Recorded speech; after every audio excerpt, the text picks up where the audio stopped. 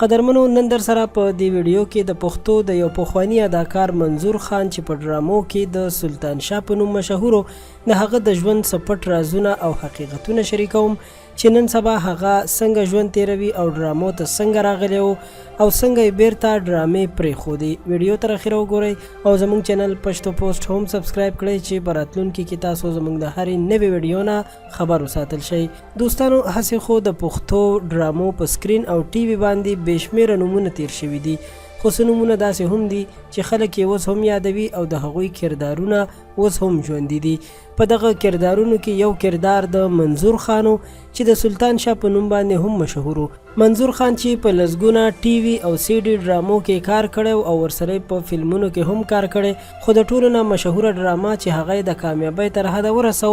هغه اسمان ډراما وه، چې په دغه ډراما کې د منظور خان نوم هم سلطان شاه و چې د یو غریب سړي کردار یې پکې ادا کړی و او د هغه یو بل ملګری چې شاه سوار هغه پکې د مالدار سړي کردار ادا کړی او دغه ډراما په خپل وخت کې دومره مشهوره شوې وه چې د سلطان شاه او د شاه سوار د دوستۍ خبرې به هر ځای کې کېدې او خلکو به په هفتو دې ډرامې ته انتظار کولو،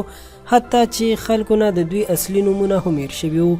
سلطان شاه د اسمان ډرامې سره سره په نورو مشهورو ډرامو کې هم کار کړی و چې نومونه یې انګار، خاندان، لوپټا، تندر او داسې نورو چې د خپل وخت کامیابې ډرامې وي. خو د اسمان ډرامې کې د سلطان شاه په نوم کردار منظور خان دومره مشهور کو چې د هغه مشهورتیا تر پښتو فلم انډسټري پورې ورسېده او د بدر منیر، آصف خان او نورو مشهورو اکټرانو سره یې فلمونو کې کار وکړو. منظور خان د سوات اوسیدونکی دی او د پښتو ډرامو او فلمونو کې نن سبا نه راځي، یعنی کار پکې نه کوي او کار کول یې پرېښي دي. لویه وجه یې دا ښودل کېږي چې هغه نور نه غواړي چې په داسې ډرامو کې کار وکړي چې هغه د پښتو کلچر ترجماني نه کوي او د پښتو بدنامي کوي. واقعا دا خبره سمه ده، ځکه نن سبا که وکتل شي نو رښتیا هم فلمونو او ډرامو هغه خوند نه دی پاتې چې سړی ترې عبرت واخلي او کور کې بچو سره وګوري. سلطان شاه هم په خپلو کارونو او بزنس کې مصروف دی او د فلم او ډرامو د دنیا نه کناره کشي کړې ده او داسې هم ویل کېږي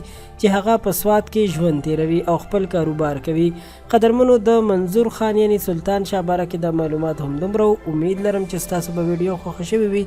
ویډیو در سره لایک کړئ، زموږ چینل پښتو پوسټ هم سبسکرایب کړئ چې زموږ راتلونکي هره ویډیو تاسو ته په وخت ورسي.